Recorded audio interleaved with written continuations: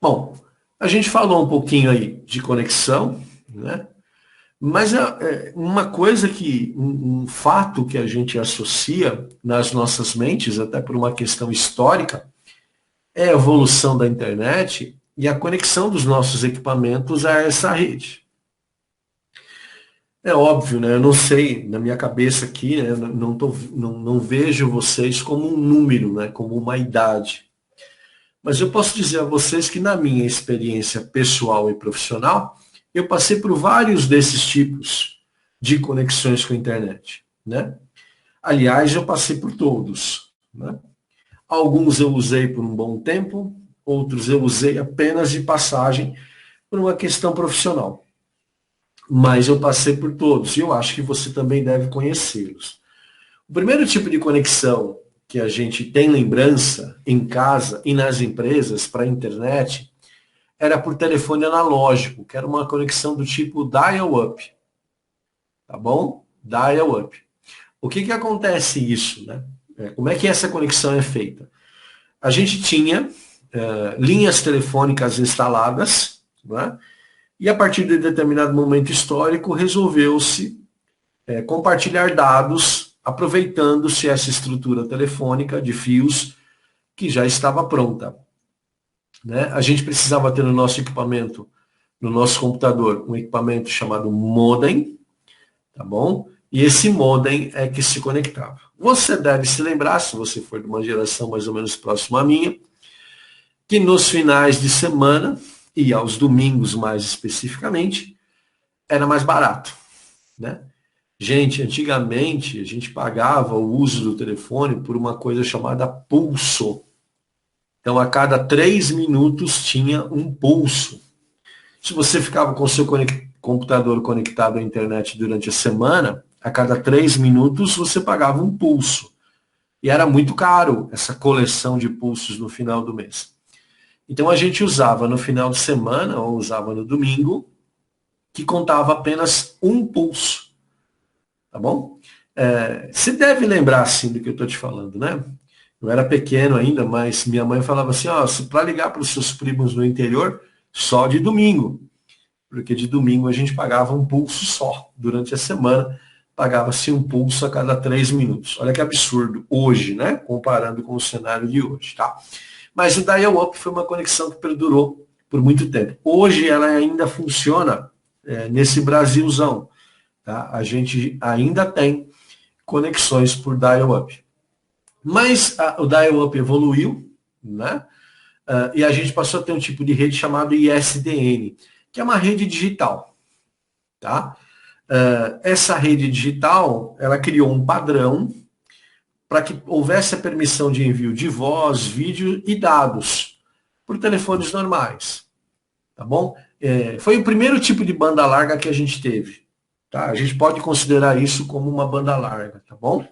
Aqui, no dial-up, a gente tinha dados. Tá? E esses dados, eles tinham um determinado formato, um padrão e tudo mais. Tá? No ISDN, você ampliou um pouco esse padrão para poder enviar outros recursos. Né? Então, essa rede passou a suportar uma quantidade maior de dados. Mas a gente ainda está falando, né, de uma construção de redes de dados usando linhas telefônicas. Tá bom?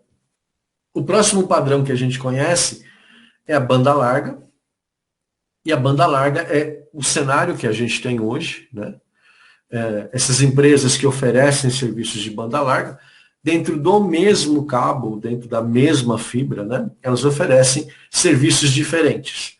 Então você vai ter lá TV a cabo, você vai ter internet, você vai ter telefone, tudo junto no mesmo pacote. Hoje, a gente trabalha com frequências diferentes, tá? Então, os canais de TV têm uma frequência, o pacote de dados tem outra frequência, e a linha telefônica outra frequência. Mas o conjunto delas chama-se banda larga, tá bom? Por definição também, deveria ser larga o suficiente para oferecer a todos os usuários um serviço de qualidade, né? Mas em alguns momentos do dia ou em algumas regiões a gente não tem essa oferta de boa qualidade, tá bom? Outra evolução que a gente tem é o DSL, tá? Esse DSL já trabalha com linhas telefônicas, mas as linhas digitais, tá bom? Então você já tem uma qualidade melhor, você consegue transportar voz e dados em frequências diferentes, tá? Mas a gente precisa ter um filtro, um equipamento para fazer essa separação. Tá? O DSL ele é instalado quando você tem uma linha digital chegando até a sua empresa ou a sua residência. Tá? É um padrão atual, tá bom? É um padrão atual que a gente tem lá na entrada das nossas casas, tá bom? Um outro padrão atual é o padrão por cabo, né? Existem várias operadoras que trabalham nesse processo, e você tem na ponta desse cabo um modem, tá bom? E ali esse modem ele vai separar os sinais de TV, internet e telefone. Pessoal, as redes a cabo, na verdade, elas são tecnicamente chamadas de redes híbridas, tá? Por quê? Do lado de fora da sua casa, a maioria delas hoje já é fibra ótica. Essa fibra ótica conecta os equipamentos da empresa do lado de fora da sua casa, chegam até num poste da sua rua, e desse poste até dentro da sua casa, essa fibra passa por um equipamento, um switch, né, um conversor de mídia, e entrega na sua casa aquele cabo coaxial que a gente conhece. Tá? Elas são tecnicamente hoje chamadas de redes híbridas. Tá? Fibra na rua e dentro de casa, ela é cabo. E algo que está chegando muito para a gente aqui, né, em alguns bairros já é 100%, em outros ainda não é realidade, que é a conexão por fibra ótica. Ela é fibra ótica de ponta a ponta. Tá? Então ela é na rua e dentro da sua casa também. A fibra ótica é o padrão que se idealiza hoje para todo mundo. Tá? Mas é sonho nesse momento, né? Porque você vai ter uma mistura de DSL, cabos e fibras e outras tecnologias.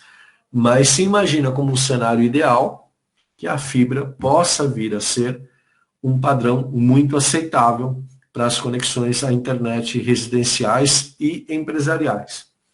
Países desenvolvidos, né, Estados Unidos, Japão, alguns países da Europa, a fibra já é realidade há alguns anos. E é muito barato lá. Bem diferente daqui, né? Para você ter uma conexão razoável de internet aqui, você tem que pagar bem alto, né? Para ter uma conexão por fibra boa e dedicada, tá bom? Mas vamos imaginar que você, onde você mora, onde você estabeleceu a sua empresa, você não tenha condições de passar fio, né? Não tem como. Então, uma possibilidade que você tem para contratar é através de sinais de rádio, tá bom? Ele usa antenas de rádio para se conectar à internet. Então, você tem uma antena de rádio que retransmite para um equipamento e esse equipamento leva para a LAN, né? Para a rede local. Para que isso funcione bem, é necessário que a gente tenha o que se chama de ângulo de visada. Visada. Não pode ter nada entre essa antena e esse equipamento aqui. Tá bom? Não pode ter. Então, entre a antena e a residência, teoricamente, não pode ter um prédio aqui no meio. Tá bom? Além disso, esse tipo de sistema de conexão também é muito sujeito às condições do tempo, né? Quando chove, quando tem muito raio, muito trovão em algum lugar, essa conexão fica prejudicada. Mas ela é uma opção para quem não tem o fio chegando em casa, né? Entenda aí fio qualquer tipo, né? Fibra, cabo, DSL, tudo mais que você puder imaginar, tá bom? Um outro tipo de conexão é a conexão por satélite, né? Ela consegue oferecer banda larga para áreas remotas, tá? Então, o agronegócio, né, que muito se fala, né? Hoje no Brasil trabalha especificamente com conexões via satélite, tá? Você não tem cabo, você não tem opção de linha telefônica, então você usa o satélite, tá bom? A conexão é feita via antena parabólica, tá? Então você tem uma antena parabólica no transmissor, o satélite e uma outra antena parabólica no receptor. Ele é uma rede muito boa, muito confiável para dados, né? Mas não é legal para aplicativos que são sensíveis ao tempo, como, por exemplo, jogos, telefone, videoconferência, tá bom? Por que não? Né? Porque o satélite atrasa muito o sinal. Ele tem o que tecnicamente a gente chama de delay, tá? Um atraso. Vou só dar um exemplo aqui para você, tá? Se você mora em apartamento, isso acontece muito. Você está assistindo o jogo de futebol e você tem aquele pacote Hiper Mega Blaster de TV a cabo lá que você contratou. E o seu vizinho, mais modesto, né? Ele usa o sinal de TV aberto. Tá? Ele tem a anteninha de UHF dele lá e ele pega o sinalzinho de TV. Se vocês dois estiverem assistindo ao mesmo jogo, toda vez que for sair um gol, o seu vizinho vai saber antes de você.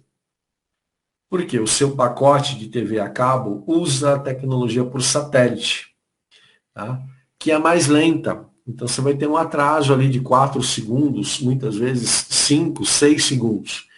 Então, se você tiver um vizinho assim com TV UHF, ele sempre vai levar vantagem em relação a você. Por quê? Ele não usa o sinal de satélite, ou usa menos retransmissões por satélite. A sua TV a cabo, né? Ela usa, às vezes, 1 ou 2 sinais de satélite, 1 ou 2 antenas parabólicas no meio do caminho, então esse sinal acaba chegando sempre um pouquinho mais atrasado. E se você ligar o seu radinho de pilhas, né? Aquele mesmo que está lá na gaveta, né? Que era do seu pai, que era seu, ligar aquele radinho de pilhas em cima da TV, aí vai dar desespero, né? Principalmente se for cobrança de pênalti, né? O rádio leva uma vantagem enorme, tá? Mas por quê? Porque a TV usa satélite. E esses 2 exemplos que eu quis trazer para vocês é para aproximar a gente desse cenário, tá? Dá para fazer dados por satélite? Lógico que dá, funciona muito bem, é caro, mas é uma banda larga de boa qualidade. Só que não pode ter nenhuma relação com o tempo, porque você sempre vai estar um pouquinho mais atrasado, tá bom?